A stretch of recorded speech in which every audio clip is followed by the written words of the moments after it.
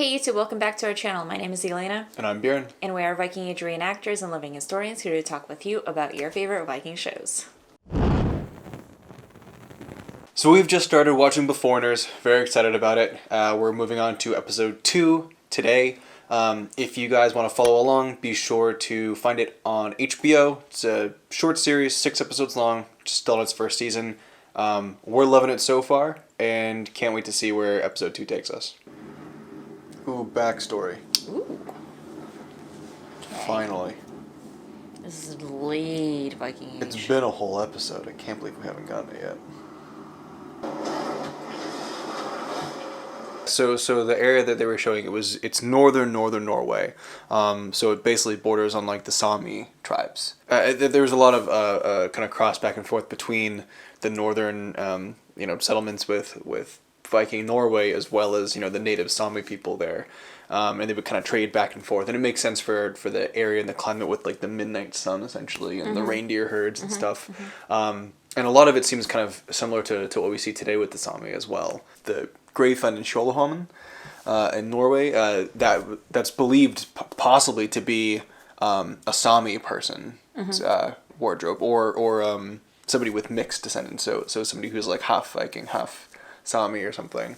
It almost looked like they had like a lavu, like the Finnish tent that was set up, and it's very similar to like a what we would call a teepee. But yeah, it's exactly. But it is very similar to with those two references, and it's just cool to see them kind of include some of that style of culture in the show as well.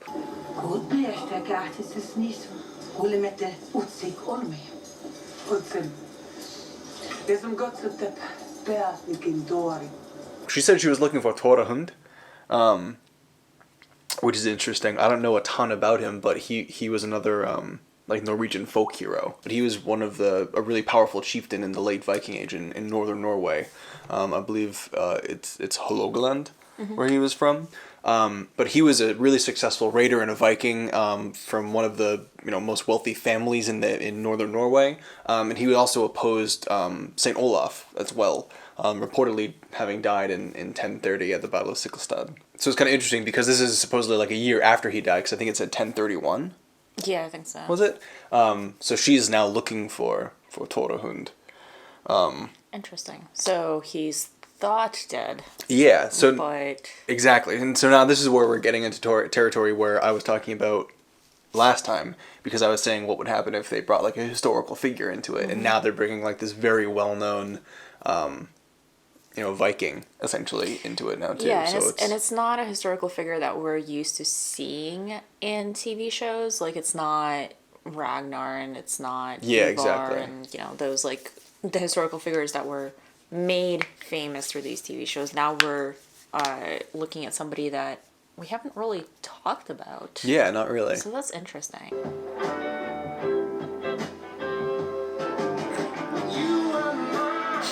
Nice. It's gonna be my favorite part of the whole show. Fishing? Yeah, just this intro scene. Oh, yeah. I'll just them driving to work and like looking at everybody outside.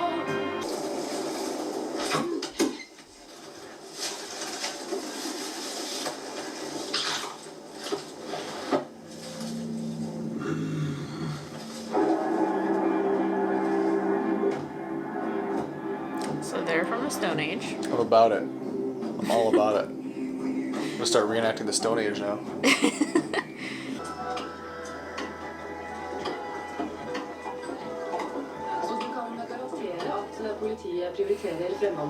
I just saw Viking 10. Yep. I was hoping we'd see a little bit more of that. Yeah, but even just a little bit that we saw was kind of cool. Yeah, absolutely. Just them like in a little like sectioned off area, like just building tents and going about their lives with like the hay strewn about and everything. That was pretty cool. Nice little touches. I hope to see more. Nå har vi egentlig en policy her på kanalen at vi prøver å unngå V-ordet.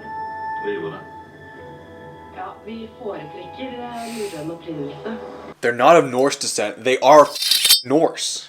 They are Viking. She was a shield maiden. She was literally a Viking. That was her job.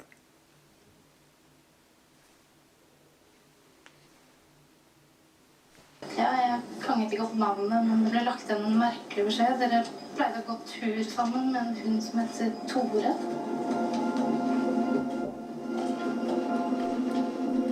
Oh. Thorir Hund means Thorir the Hound. Det har gått at Tjodr skalt marsch. What? Jeg kan høre din politi. Det løyves I Herman fornøyden. So it's kind of strange that like they're seeing people or they're forbidding people who have like a kind of military background or whatever from being a part of law enforcement. It's kind of strange. I mean, I can kind of see that. They probably don't want a bunch of diehards going in and, you know, trying to battle people when they shouldn't. Yeah, I mean, I suppose, yeah. It's just kind of interesting because you'd think you'd want somebody with a little bit of that background who has experience with combat and stuff. You think that would help, but again, it kind of comes into play with the difference in mentalities of how to go about it. And husfrøya was a nice little touch. That's a husfrøya was like the head of the household for the woman. So like if your husband was out raiding or just on business or merchant sales or whatever, the lady of the house, the husfrøya, would kind of take over and control and decide what happened and what went on. So yeah, basically. Yeah, I just like that. And it translated to like farmer's wife. Yeah, I think. Yeah, it's cute, but yeah. What?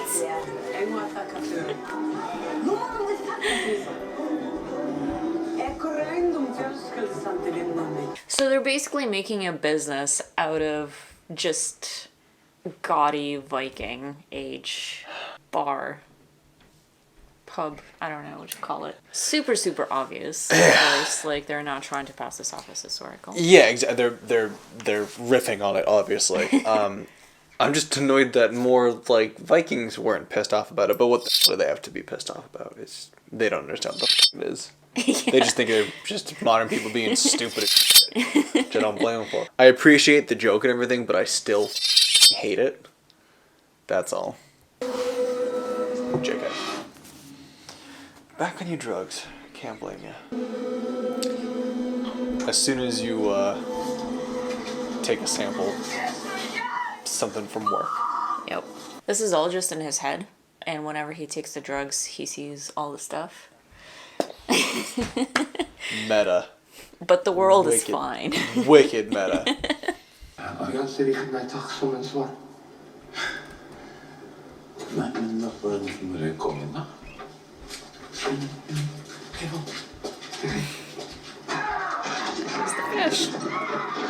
He's got Crocs on. He does. It was kind of like a nice little thing to see too, of just like, not taking refusal, like, because I mean, I think in a modern day sense it's kind of expected, because like you're supposed to initially refuse the gift until somebody forces it on you, which is a weird cultural thing for us. But also like it'd be crazily insulting for them too to like turn away a gift like that, of like, I'm trying to repay your kindness for literally saving me. Yeah. And like you're gonna turn me away like this? Like, what the f*** is wrong with you? Like, how dare you do this?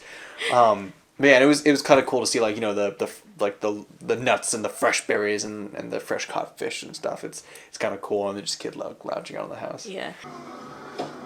Forholdene tatt I betraktning så gjør du en utmerket jobb, min venn. En utmerket jobb. Okay. Det første gang noen I denne tid har omkalt meg som venn. I ekte mening. Classic mistake is making friends with your drug dealer. Classic mistake. He's never gonna get off the couch. Mistake. Listen. Han ser på som musar. Så. Ja, musar. Ja, hvorfor gjør du? Ja. I have a tendonitis. Oh yeah, muscle. Yeah. That's all. Your fingers too? Yeah. Yeah. I'm trying to figure out if he's a Stone Age person, or. No, I think he's a Viking. You think he's a Viking? I think so. Maybe he is actually Stone Age. Maybe he's not a proper Viking. I kind of just partially assumed it because I assume everybody's a Viking in the show, and also because he plays a Viking in Norsemen. So Yeah, it's Maybe kind of it's hard to that, tell. Just the way that he talks and the way that, just like, head down, not really looking. Maybe he was a slave. I have no idea, but yeah, not really sure. it's difficult to tell with him. Yeah, if we get more background, I'd be excited to see it. Yeah. Because I also like his character too. Like, he's just like this sweet dude. He's just trying to make a living for his kid. Yeah, exactly. Like, He's just trying to take care of him. What a sweet dad.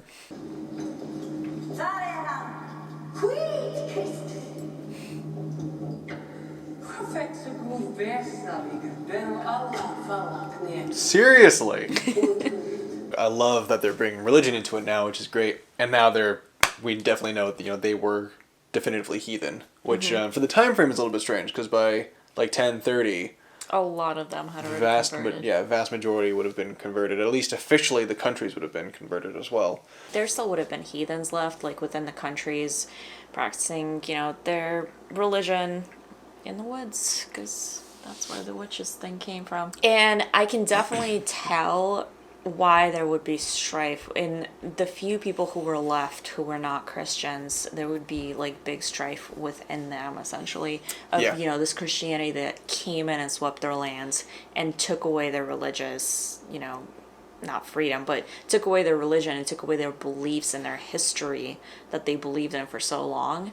And they would absolutely want to try and wipe that out and be questioning why did that happen and how did this white Christ come in and get the world to kneel at his feet, essentially. And that's the main reason why I started too, because White Christ was actually a nickname for Jesus Christ by some of the Norse who interacted with them. Mm-hmm. They called him White Christ because colors had different associations, of course, as they do today.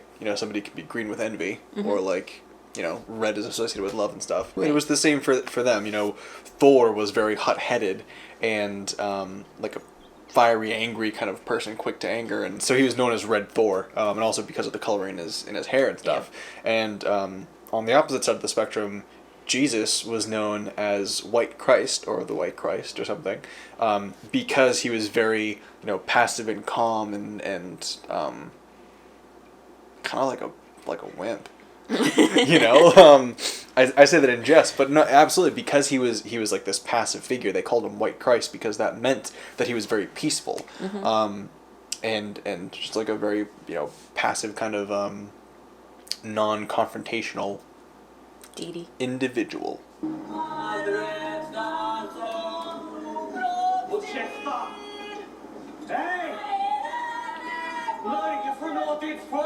That's totally behavior that we know about the Vikings. In the Byzantine Empire, there are reports of the Vikings who were there as warriors, as soldiers in the Byzantine Guard, were also there to police the streets. And oftentimes they'd get in trouble with law as well because they would just get drunk and cause problems and like start fights and stuff in the streets of Byzantine, the place where they're supposed to be like on guard and doing business with. So it's just kind of funny to see like that little aspect of it here too. So it's just kind of cute to have those kind of like parallel storylines, Yeah, and especially with her, since she's supposed to be a police officer. Yeah, exactly. It just kind of ties back into that. Yeah, exactly. It's kind of great. I like it.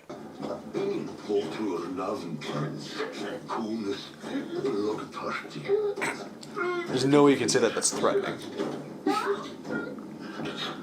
How dare you act this way during my wife's block party?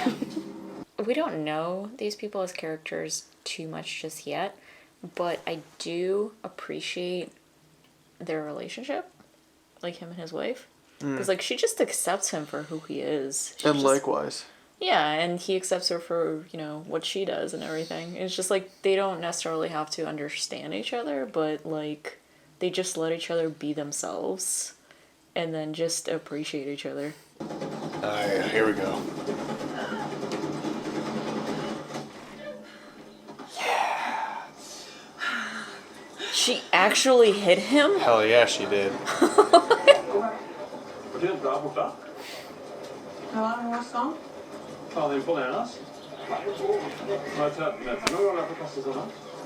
That should translate to the other show. That should translate back to Ragnarok. How far away were you when you threw that hammer?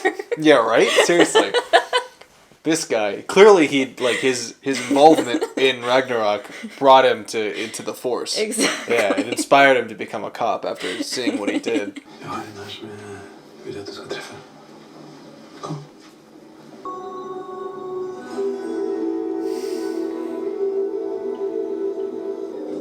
Det är väl inte en Thorex i ranen?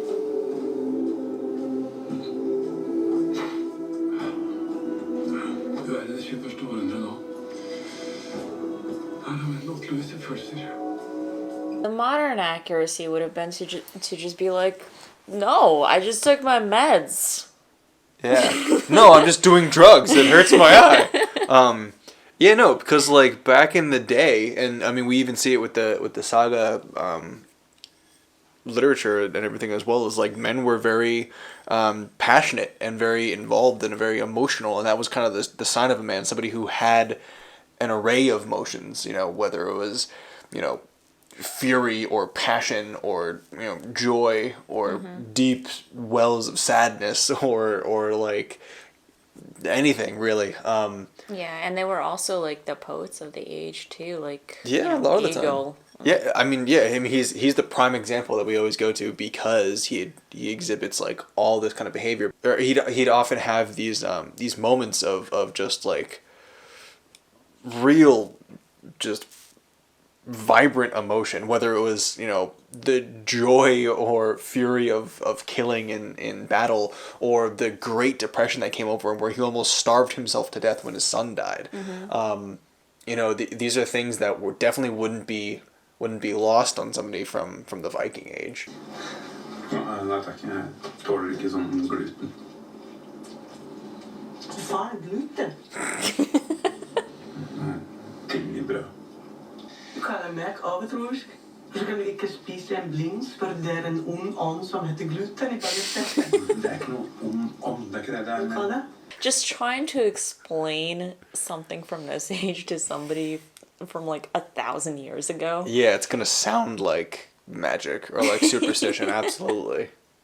Especially when like we understand it, but we don't have to like know all of the principles and stuff that's involved with it. Like most people, you know, don't know the table of elements or anything like that, or you know, whatever, but they still understand like the basic principles. That's like, you know, you can get to point D by going A, B, and C, but you might not know B because you don't understand like the full like scientific explanation of it. And so if you can't do that, it's like, well, just because. And it's like, okay, Yeah, exactly. Like, okay, crazy. Yeah, like try to explain, you know, to a Viking age person what a cell phone is. Well, you take your words, you write them out in runes, and then when you push this button, it sends it to the person you wanted to go to. How? I don't know, it just does. Okay. Is it a smoke signal? Is So it a it's- raven? Is so it it's a magic. chicken? So it's magic. It's chicken? Hva er dette? Over 4 timer før hun ble drept. How can they tell? Hva kan dama være der? Mange timer før hun vandrer. The plot sickens. Plot-wise, I don't know. I feel like less happened in this one. I think a lot is obviously going to happen in the very first episode because it's setting a lot of the groundwork for it all. Yeah. So I think we're going to start to see it go by a lot quicker in this, and it'll start to kind of just trickle in here and there. But again, I'm really liking the vibe of the show. I really like the direction that the storyline's kind of going in. It's just really nice to see more of these little details and more of just like the kind of communities hanging out and kind of how they interact with each other too. I feel like they're trying to give a little bit more equal time to the Viking Age, the Stone Age, and what was it, the 1700s? 1800s? 1800s, yeah, the 19th century. Yeah, the 19th century. Yeah. So they're trying to kind of give a little bit more of equal time to each of those, and set up little storylines in each of those specifically. So we're not necessarily going to be always focused on the Vikings. So I'm sure as we'll kind of get through, we'll get a little bit more of a taste for each one, and maybe we'll learn a bit too about some modern stuff or something. Who knows?